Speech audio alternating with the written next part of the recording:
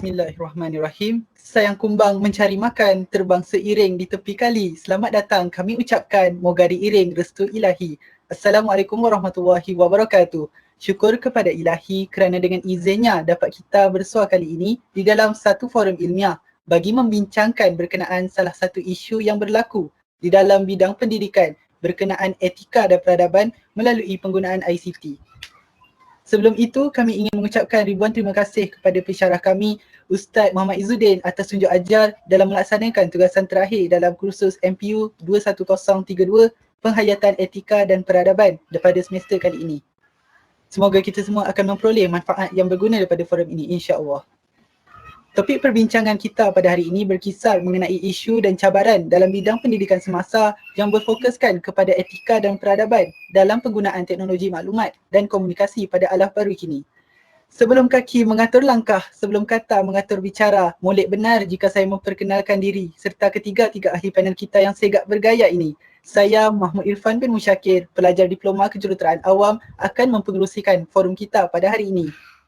Di sebelah kanan saya, ahli panel pertama, Saudara Iqra Ulumuddin, pelajar diploma kejuruteraan awam merangkap jawatan Exco Dakwah dan Tarbiyah, Rakan Pusat Islam Politeknik Sultan Idris Shah.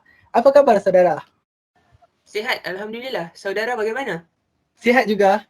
Di sebelah kanan saya pula, tinggi lampai orangnya, nampak pemalu namun petah bicaranya. Saudara Daniel Adaha yang merupakan pelajar diploma kejuruteraan awam juga merangkap jawatan Exco Rakan Pusat Islam Politeknik Sultan Idris Shah. Apa khabar saudara? Khabar baik. Terima kasih kerana menjemput saya datang ke forum kali ini ya. Ya, terima kasih. Seterusnya di sebelah panel kedua kita sudah tentu panel kita yang ketiga, Saudara Muhammad Zuhdi tampak yakin dan bertenaga pada petang ini. Beliau juga merupakan pelajar diploma kejuruteraan awam serta merangkap jawatan Exco Rakan Pusat Islam dalam bahagian multimedia yang sesuai sungguh berkenaan dengan tajuk kita pada petang ini. Apa khabar saudara? Khabar baik, Alhamdulillah sihat. Bagaimana pula dengan saudari di sana? Adakah berada dalam keadaan yang sihat? Ya, sihat Alhamdulillah. Dalam keadaan pandemik ini memang perlu jaga kesihatan. Alhamdulillah, syukur. Baiklah, sebelum kita pergi dengan lebih jauh, izinkan saya menerangkan terlebih dahulu berkaitan tajuk forum kita pada hari ini. Seperti yang kita semua tahu, kita telah pun memasuki era globalisasi moden di mana teknologi maklumat dan komunikasi telah pun berkembang dengan sangat pesat pada alaf baru ini. Maklumat di hujung jari merupakan frasa yang sangat popular bagi menggambarkan situasi ini. Kemajuan teknologi maklumat ini juga turut mempengaruhi bidang pendidikan. Jadi pada hari ini kita akan membincangkan sejauh manakah pengaruh kemajuan teknologi maklumat dan komunikasi di dalam bidang pendidikan negara kita dan apakah kesannya kepada pendidikan terhadap etika dan peradaban generasi muda kini. Jadi sebagai pembuka forum kita pada kali ini, saya ingin bertanyakan soalan kepada panel kita yang pertama iaitu Saudara Iqra. Baik saudara, apakah yang boleh saudara kongsikan penjelasan berkenaan definisi teknologi maklumat dan komunikasi ini atau lebih mudah dipanggil ICT? Apa kata saudara? Terima kasih kepada saudara moderator. Okey, kita akan tengok kepada definisi teknologi maklumat dan komunikasi atau kita boleh ringkaskan sebagai ICT. Menurut Kamus Pelajar edisi kedua, teknologi maklumat melalui penggunaan komputer dalam bidang telekomunikasi. Ia juga boleh dimaksudkan iaitu teknologi maklumat boleh ditaktifkan sebagai satu kaedah yang digunakan untuk menyebar, memindah, memaparkan maklumat. Maklumat tersebut boleh wujud dalam pelbagai bentuk, sama ada dalam bentuk fizikal, contohnya seperti buku ataupun kertas. Definisi informasi teknologi boleh diringkaskan sebagai satu proses pengaliran, penyebaran dan penyampaian maklumat dengan perantara teknologi seperti yang diketahui umum. Teknologi disifatkan sebagai satu bentuk pemudah cara yang boleh mengalirkan maklumat menjadi sangat pantas. Sebenarnya informasi teknologi tidak terhad kepada internet sahaja, tetapi ianya juga boleh disifatkan dengan seperti televisyen, telefon mudah alih, fax, telegram. Terdapat 3 asas penting dalam penggunaan teknologi maklumat, iaitu teknologi maklumat sebagai satu medium untuk mengumpul maklumat. Yang kedua, ianya diguna untuk manipulasi maklumat, iaitu mengubah ataupun lebih kita familiar dengan bahasa edit. Yang ketiga, digunakan untuk berkomunikasi, iaitu menjelaskan bagaimana teknologi maklumat digunakan untuk berkomunikasi antara satu pihak yang berjauhan ataupun seperti yang kita ketahui, Sekarang kebanyakan IPT melaksanakan kelas online. Benar tak saudara? Betul saudara. Betul. Jadi ianya menjadi satu medium komunikasi antara pelajar dengan guru-guru. Itu saja saya rasa daripada saya serahkan kembali kepada saudara moderator. Baiklah, terima kasih panel pertama kita. Pendefinisian yang sangat padat dan jelas ya, sememangnya kita akui penggunaan alat-alat teknologi maklumat dan penggunaan internet banyak membantu dalam kehidupan seharian kita. Malahan penggunaannya sudah dianggap sebagai satu keperluan bagi setengah pihak, terutamanya masyarakat bandar. Persoalan saya kepada saudara Adha pula, adakah dasar pendidikan negara kita seiring dengan pengaruh penggunaan ICT dari segi pendidikan? Apa kata saudara? Baiklah, terima kasih Tuan Moderator. Seterusnya, apakah dasar pendidikan negara kita seiring dengan pengaruh penggunaan ICT dari segi pendidikan? Ya benar, Tuan Moderator, soalan itu? Betul. Okey, sebelum tu saya ingin menerangkan dasar pendidikan kebangsaan kita antara latar belakangnya. Dasar ni diadakan pada tahun 1956 dan ianya telah digubal sebanyak lebih kurang 4 ataupun 5 kali dan paling latest adalah pada tahun 1979. Seterusnya objektifnya adalah bahawasanya dasar pelajaran seperti yang diisytiharkan dalam Ordinar Pelajaran 1957 ialah untuk menubuhkan satu sistem pendidikan yang akan memenuhi keperluan negara dan menggalakkan perkembangan kebudayaan, sosial, ekonomi dan politiknya. Okey, antara strateginya adalah untuk menjadikan bahasa kebangsaan sebagai bahasa pengantar yang utama. Seterusnya mengadakan kurikulum yang sama dan berorientasikan Malaysia bagi semua jenis sekolah. Seterusnya mewujudkan sistem peperiksaan yang sama bagi semua, melicitkan tata cara pengurusan pendidikan, meningkatkan mutu keseluruhan dengan menyediakan pendidikan yang menyeluruh, seimbang dan bersepadu dan mempelbagaikan dan memperbanyakkan kemudahan pendidikan di peringkat universiti. Okey, maksudnya di sini ICT ni amat membantu kerana ianya memudahkan kita untuk melaksanakan aktiviti pembelajaran kita. Seterusnya dasar pendidikan kebangsaan sememangnya dapat menampung keperluan negara untuk buat masa ini dan masa depan. Kerana dalam situasi pandemik COVID-19 ni ICT ni banyak membantu kita untuk membuatkan kelas-kelas online tadi yang contohnya seperti yang diberitahu oleh tuan panel pertama tadi ya. Okey, seterusnya dapat menggalakkan lebih ramai rakyat yang terlibat secara aktif dalam bidang keusahawanan dan tidak bergantung semata-mata kepada kerajaan untuk mencari kerja. Maksudnya di sini ICT ni kita boleh mencari duit. Sebagai contoh, sebagai streamer ke ataupun sebagai YouTuber di luar sana yang berjaya. Terima kasih. Betul kata saudara. Terima kasih saudara panel ahli panel kita yang kedua.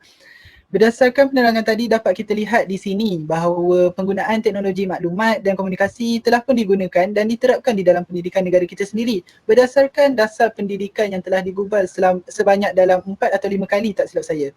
Namun apa pandangan saudara Zuhdi sendiri tentang apakah contoh penggunaan ICT dalam bidang pendidikan masa kini dan adakah berlakunya perubahan dari segi etika dan peradaban dalam kalangan pelajar khususnya berkenaan penggunaan ICT itu sendiri? Silakan saudara. Baiklah, terima kasih kepada Tuan Moderator selaku pengerusi majlis kita pada petang ni. Jadi soalan yang diberikan ialah apakah contoh penggunaan ICT yang boleh memberikan kesan kepada etika dan peradaban, betul ya? Betul. Okey, baiklah.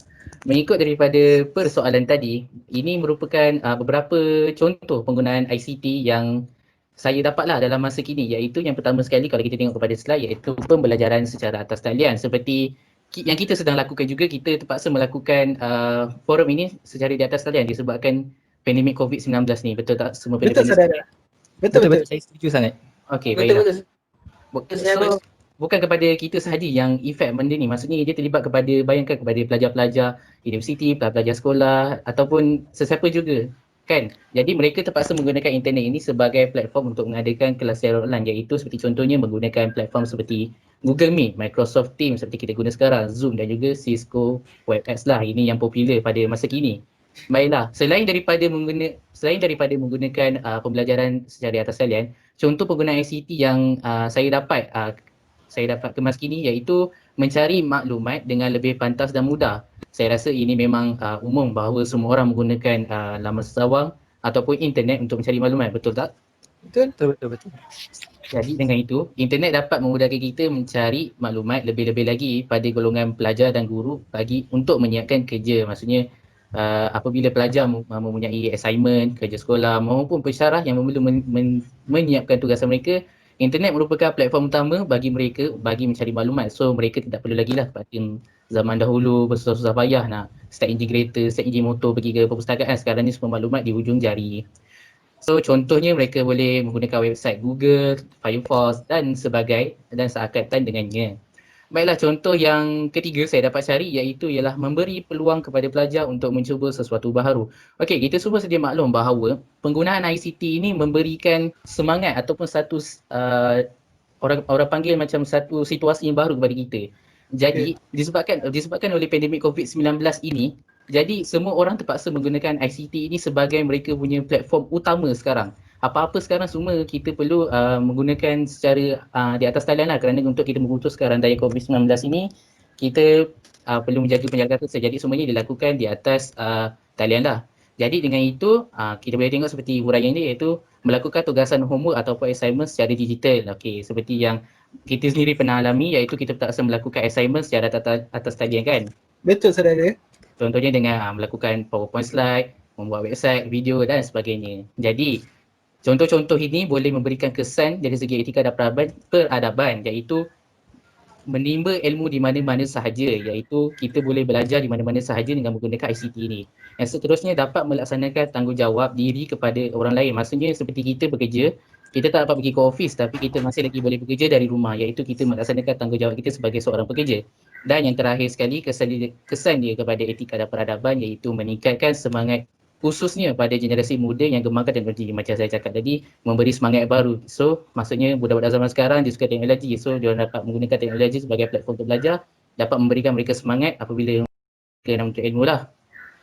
Okay, jadi saya rasa itu je yang saya dapat jawab. So saya serahkan kembali kepada Tuan Moderator lah. Terima kasih kepada saudara Zudi atas penjelasan yang cukup baik. Dan boleh saya simpulkan di sini, betul lah orang kata berjalan semakin luas pemandangan. Seperti yang kita semua sedia maklum, penggunaan teknologi maklumat dan komunikasi dalam bidang pendidikan amat penting, dan peningkatan atau perubahan sikap atau etika dan peradaban generasi kini perlu dititik beratkan pada alaf baru yang kian mencabar ini. Persoalannya kini, saudara Iqra, adakah penggunaan teknologi maklumat dan komunikasi ini akan memberikan faedah atau kesan positif dalam bidang pendidikan atau sebaliknya? Sila saudara. Okay. Terima kasih saudara moderator. Antara kesan positif yang saya dapat daripada penggunaan ICT dalam pendidikan adalah guru-guru dapat menyediakan bahan pengajaran dan pembelajaran yang lebih berkesan dan lebih luas daripada mendapatkannya hanya sekadar daripada buku teks semata-mata. Ia dapat meningkatkan kecekapan dan keberkesanan daripada hasil pembelajaran. Seterusnya, ianya dapat mewujudkan suasana pembelajaran yang menyeronokkan. Sebagai contoh, apabila murid ataupun pelajar diberikan tugasan dengan menggunakan ICT, mereka akan menerokai benda yang baru dan mereka akan merasa seronok untuk cuba belajar benda baru yang sememangnya terkena dengan era mereka, iaitu era orang muda. Okey, yang kedua, ianya dapat memudahkan pembelajaran dua hara antara guru dan pelajar secara atas talian. Dengan adanya komunikasi, kita dapat melaksanakan pembelajaran dan pengajaran tanpa bersemuka. Di sebalik sesebuah perkara mesti ada positif dan negatif, bukan? Betul. So ianya juga ada dalam penggunaan ICT dalam pendidikan, iaitu penduduk luar bandar tidak mempunyai kemudahan internet yang baik. Yang ni dapat kita lihat apabila penduduk seperti di kampung mempunyai akses internet. Menurut berita harian bertanggal 26 Ogos 2020, sebanyak 30% daripada masyarakat luar bandar tidak mempunyai akses internet dan kemudahan komputer. Hal ini amat perlu diambil perhatian oleh kerajaan dan ianya seharusnya dijadikan salah satu aspek dalam Belanjawan 2021 untuk memberikan mereka akses internet yang boleh digunakan sebagai medium untuk pembelajaran. Oleh itu, saya sebagai seorang pelajar menyeru agar kerajaan menggunakan Belanjawan 2021 dengan sebaik mungkin untuk memastikan pendidikan dapat dijalankan dengan berkualiti bagi setiap lapisan masyarakat supaya tiada orang yang ketinggalan, mahupun di bandar ataupun di luar bandar, kita mendapat sesuatu yang sama rata dan adil. Okey, itu saja daripada saya. Sekian. Terima kasih saudari Iqra atas penjelasan sungguh bernas daripada yang saya faham atas Belanjawan 2021 dan sebagainya berkenaan penambahan berkenaan internet dan di luar bandar serta di dalam bandar, semua ini perlu dititik beratkan oleh kerajaan. Tuan Dan Moderator, saya mungkin- rasa boleh tambah bernas dan juga semangat di situ je. Ya, terima kasih. Terima kasih saudara Zudi. Dan pada petang ini mungkin saudara Adha ingin membuat sedikit penambahan berkenaan peranan guru atau pensyarah juga dalam menjayakan etika pelajar kini berkenaan penggunaan ICT sendiri dalam bidang pendidikan negara kita. Silakan saudara untuk berkongsi slide saudara. Baiklah, terima kasih saya ucapkan kepada Tuan Moderator atas soalan yang diajukan kepada saya. Seterusnya, apakah pula peranan guru dan pensyarah dalam menjayakan peningkatan etika pelajar kini berkenaan penggunaan ICT dalam sektor pendidikan? Antaranya, pensyarah dan guru hendaklah menguasai penggunaan ICT. Hal ini kerana banyak juga pensyarah yang kurang celik terhadap penggunaan ICT ini dan ianya akan menyukarkan suasana pembelajaran di dalam kelas mereka. Seterusnya, pensyarah hendaklah membantu pelajar yang kurang celik IT. Ini juga mempunyai sesuatu perkara masalah yang besar kerana banyak pelajar datang daripada keluarga yang kurang berkemampuan untuk mendapatkan kemudahan gadget-gadget yang boleh menyebabkan mereka kurang celik IT. Seterusnya, mengadakan kelas-kelas online dan pensyarah perlu sentiasa bersikap positif semasa sesi pengajaran. Hal ini pensyarah adalah role model terhadap setiap pelajar. Adakah tuan panel semua amat bersetuju terhadap statement ini? Ya, Bagaimana saya bersetuju dengan apa yang dibahaskan oleh saudara Adha. Memang tepat dan juga padatlah isi yang yang diberikan. Terima kasih. Seterusnya kita bergerak lagi. Penampilan pensyarah juga akan membantu meningkatkan etika pelajar. Ini juga membuatkan kalau kita bagi sebagai contohnya kalau pensyarah ni datang tidak berpakaian kemas, mungkin pelajar akan tengok dia ni kenapa pakai tak kemas, lepas tu kita pun rasa sikap tu tak elok untuk kita ambil. Seterusnya, perlu mempunyai teknik pembelajaran yang berkesan. Ini juga adalah satu perkara yang penting supaya masa online kelas pelajar tidak akan tidur kerana teknik pembelajaran sesuatu pensyarah tu kita tidak rasa bosan untuk mendengar. Seterusnya, menunjukkan sikap motivasi yang amat tinggi. Ini juga penting kerana kita sebagai pensyarah kita hendaklah bermotivasi tinggi supaya pelajar dapat mengikut sikap-sikap kita itu. Terima kasih.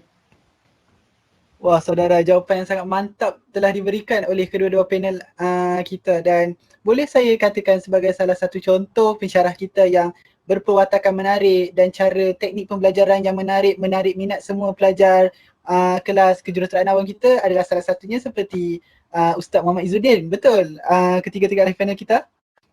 Saya amat bersetuju dengan statement itu. Saya juga. Saya amat bersetuju. Betul, namun begitu pastinya penggunaan teknologi maklumat ini ada batasannya, bukan begitu saudara Zudi? Jadi boleh saudara terangkan bahawa apakah kesan negatif secara mendalam tentang penggunaan teknologi dan maklumat yang berlebihan dalam kalangan pelajar dari segi peradaban serta dalam bidang pendidikan? Silakan saudara. Oi, Masya Allah, banyak bagus itu soalan. Okey, terima kasih. Okey, tadi soalan yang diberikan tentang apakah kesan jika kita menggunakan ICT dengan Kesan keadaan negatif. yang lama lah. Kesan negatif. Kesan negatif penggunaan ICT begitu lama lah kan. Okay. So yang pertama sekali, kita kena tahu penggunaan ICT ni dia boleh memberikan perkara yang baik dan juga perkara yang buruk. Jadi, tadi kita dengar banyak isu perkara yang baik. Okay, so sekarang ni kita nak dengar sebaliknya, apa kesan negatif daripada penggunaan ICT ni. Baiklah, pertama sekali jika kita boleh tengok kepada slide, iaitu membantutkan perkembangan sosial, iaitu memberikan perasaan lebih gemar melakukan semua perkara di atas talian sehingga mengakibat kurangnya sifat sosial dalam diri. Maksudnya dekat sini, apabila seseorang tu dia telah terlampau selesa dengan menggunakan ICT dalam kehidupan seharian mereka, maka perasaan mereka lebih suka menggunakan ICT berbanding berhadapan secara face to face lah. Ini yang kita risaukan jika kita menggunakan ICT dengan begitu lama yang boleh mendatangkan kesan ini dalam diri kita. Okay. Maksudnya di sini adalah sikap antisosial ya? Lebih kurang begitu. Betul saudara Adha. Lebih kurang macam sikap antisosial lah. Okay. Contohnya apabila kita dah ada sikap macam tu, contohnya dia akan menjadikan kita tidak reti ataupun kurang bergaul dengan masyarakat di sekeliling. Maksudnya mereka lebih suka bergaul di alam maya lah. Okay. So ini yang bahaya yang kita perlu elakkan lah, lebih-lebih lagi kita sekarang di pandemik COVID-19 ni.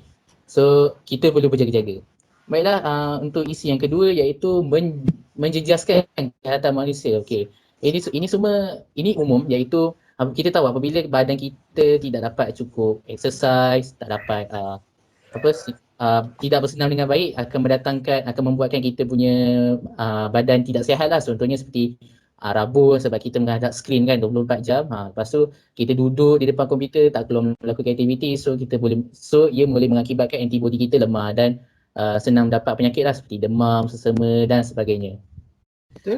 Dan isu yang ketiga iaitu menjurus kepada perkara yang songsang dan melalaikan. Okey. Poin ni merupakan kesan negatif yang paling kita perlu takutkan. Betul tak panel-panel tersebut? Betul? Betul. Ini sebab kita Masalah kesihatan menjadi apa dia panel Iqra, ada apa-apa nak mencelah ke? izinkan saya mencelah.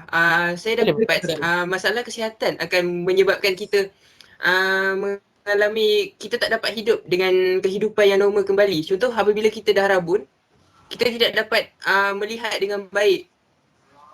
Betul kan? Betul. Cuma ada betul dan ada salahnya, kerana rabun ni kita boleh fix kan. Cuma kosnya memerlukan kos yang tinggi lah. Okey, betul. Kita Sungguh boleh tanya betul. kita boleh tanya kepada panel kita yang salah seorang daripada yang memakai cermin mata di sini. Okey, boleh saya teruskan? Teruskan saudara. Okey, iaitu tadi poin yang ketiga betul kan? Betul? Menjurus kepada perkara yang susah dan melalaikan. Okey, iaitu perkara ni perkara yang amat kita takutlah, kerana kita tahu ICT ni kita boleh mendapatkan semua maklumat di hujung jari kita. Betul kan? Ya. Jadi ini ada baiknya, ada buruknya. Yang baiknya ia memudahkan kita untuk mendapatkan maklumat. Seperti saya cakap pada tadilah yang saya bentang kan. Okey, tapi ada juga sebaliknya, iaitu jika kita menggunakan platform ini untuk mendapatkan perkara yang tidak elok. Contohnya kita Google perkara yang kita search perkara yang tidak elok. Contohnya yang kita tahu seperti randomnya video lucah lah kan. Ataupun kita menggunakan platform ini untuk kita bermain aplikasi yang tidak bermanfaat seperti sekarang yang tengah viral, iaitu TikTok. Okey. Lepas tu laman media sosial juga iaitu Facebook dan juga Instagram. Facebook dan juga Instagram ni amat panjang kalau saya nak bahaskan, tapi saya terangkan secara ini kerana jika kita boleh bermain aplikasi ini, cuma kita perlu tahu tujuan kita main ini untuk apa. Untuk kita seperti kita berniaga, seperti kita nak menyebarkan ilmu, bukan sesaja kita main. Kalau kita main atasnya untuk melalaikan, ianya salah lah dan boleh mendatangkan kesan negatif kepada kita. Dan mohon mencelah saudara. Silakan, siapa yang mau mencelah? Jadi sekiranya ia melibatkan tentang pendirian seseorang berkenaan diorang ingin melihat benda-benda sebegitu, betul saudara? Betul. Dia boleh mendatangkan keinginan. Saya setuju jika bukan semua manusia atau semua orang dekat negara kita maupun di dunia dan ingin melihat perkara-perkara negatif sebegitu seperti video lucah. Dia melibatkan sikap dan etika mereka sendiri. Bagaimana diorang menggunakan penggunaan ICT dan sebagainya lah. Okey, betul. Amat betul tuan moderator. Iaitu perkara ini perlulah memainkan peranan daripada kecil lagi, iaitu ibu bapa perlu memainkan peranan dalam mendidik anak-anak mereka dengan menggunakan dalam penggunaan ICT ini, kerana jika tersalah lentur maka akan rosaklah seseorang itu. Baiklah, jadi apa sebenarnya kesan negatif kepada etika dan peradaban ni? Kesan negatif penggunaan ICT ini kepada etika dan peradaban, iaitu kita boleh tengok iaitu mengurangkan keyakinan diri dalam berhadapan dengan dunia luar, iaitu apabila kita dah gemar sangat bermain di alam maya, ia akan membuatkan kita susah untuk berhadapan di dunia yang sebenar. Okey, seterusnya iaitu memberi masalah pada mental diri. Tersilap di situ type tak saya. Okey, memberi masalah mental ni maksudnya apabila kita dah biasa sangat berhadapan dengan dunia di alam maya, dia akan memberikan kita susah untuk mengakibatkan mana satu yang realiti atau fantasi. Mungkin dengar terlampau macam over sangat, tapi perkara ini benar yang ada berlaku je. Betul. Itulah hakikat dia. Itu hakikat yang sekarang. Dan sekarang ni perkara yang saya sedang katakan ini sedang berlaku kepada kita semua, kerana kita semua berada di pandemik COVID-19 semua secara atas jalan. Kita takut suatu hari nanti jika kita terpaksa hidup dalam keadaan macam ni, kita akan hilang separuh daripada kehidupan kita. So, wallahualam, kita doalah supaya pandemik ni cepat habis ya, wahai pendengar semua dan tuan moderator. Amin. Terima kasih saudara. Sama-sama. Dan juga yang terakhir sekali, sikit lagi lah, minta maaf saya ambil masa Ya. depan pula. Tak apa, silakan saudara. Iaitu merosakkan sasiah dan akhlak masyarakat Melayu. Okey. Yang ini kita umumkan kepada negara Malaysia kita lah, kerana Malaysia kita ni agama rasmi lah, agama Islam kan. So agama Islam merupakan agama yang amat dititik beratkan lah, yang telah diperjuangkan oleh para nabi kita sendiri, iaitu kesan daripada penggunaan ICT ni, dia boleh merosakkan sasiah dan akhlak umat masyarakat Melayu, iaitu bangsa agama Islam lah. Dengan contohnya tadi, jika ingin mereka ada keinginan nak melihat video lucah, so boleh merosakkan sasiah dan juga akhlak mereka. Jadi itulah kesan-kesan negatif daripada penggunaan ICT yang boleh efek etika dan juga peradaban kita. Saya serahkan kembali kepada tuan moderator. Terima kasih diucapkan kepada saudara Zuhdi. Sungguh merunsingkan perkara-perkara yang berlaku sebegini mampu berlaku kepada sanak saudara kita dan rakan-rakan serta orang kenalan rapat kita sendiri. Dan sungguh soalan terakhir saya pada hari ini, dan saya ingin mendengar dari ketiga-tiga ahli panel kita pada hari ini. Apakah yang boleh disimpulkan daripada perbincangan kita pada petang ini berkenaan pengaruh penggunaan teknologi maklumat dan komunikasi di dalam pendidikan di negara kita? Kita mulakan dengan panel pertama kita, saudara Iqra. Silakan saudara. Kesimpulan saya dapat daripada perbincangan kita pada hari ini adalah di mana untuk menjayakan pembelajaran dengan menggunakan ICT, ia tiga pihak, iaitu tenaga pengajar, murid dan juga guru. Untuk tenaga pengajar, ia memerlukan seperti yang panel Adham mengatakan tadi, ia memerlukan mereka untuk mempunyai kemahiran untuk menggunakan ICT dan membantu pelajar yang tidak mahir. Daripada pihak pelajar pula, mereka perlu mencuba sedaya upaya untuk menyediakan kemudahan untuk mereka gunakan untuk menjalani PDP secara atas talian dan mencari maklumat menggunakan ICT. Daripada pihak kerajaan, ini yang saya bincangkan tadi, Belanjawan 2021. Kita perlu membincangkan bagaimana pelajar yang tidak mampu untuk membeli sendiri bagaimana laptop dan juga pakej internet untuk diberikan secara percuma, secara bersasar dan berkala, dan memastikan sesiapa yang menerima itu betul-betul membutuhkan. Okey, itu saja daripada saya. Sekian, terima kasih. Amat benar apa yang Benar dikatakan sekali. oleh. Sungguh Saya- bersemangat ya saudara. Saya Terima pernah kasih, alami terima kasih. perkara tersebut. Terima kasih. Bagaimana saudara Zudi? Saya pernah alami perkara tersebut, tak cukup belanjawan. Jadi saya memang mengharapkan apa yang dicakap oleh saudara Iqra tu akan terjadilah. Sungguh Amin. bersemangat saudara. Bagaimana pula saudara Adha? Okey, antara perkara yang boleh dirumuskan dalam forum kita pada hari ini adalah perkara-perkara penggunaan ICT ni mendatangkan perkara baik dan perkara buruk. Perkara baik tu kita perlulah ambilnya dengan sepenuhnya, dan perkara negatif tu kita hendaklah ambil dengan sepenuhnya, cuma jangan amalkannya. Itu saja. Dan saudara Zuhdi yang terakhir? Baiklah, rumusan saya pada forum kali ini bahawa penggunaan ICT ni ia boleh memberikan kesan baik dan juga buruk. Ianya terpulang kepada diri kita sendiri, bagaimana kita menggunakan penggunaan ICT ni. Jika kita gunakan dengan sebaik mungkin, maka perkara baiklah akan datang kepada kita. Jika kita gunakan ia kepada perkara yang tidak baik, maka perkara yang tidak baiklah akan datang kepada kita. Tepuk dada, tanya selera. So, sebenarnya terpulang kepada diri kita sendirilah. Okey, saya rasa itu sajalah.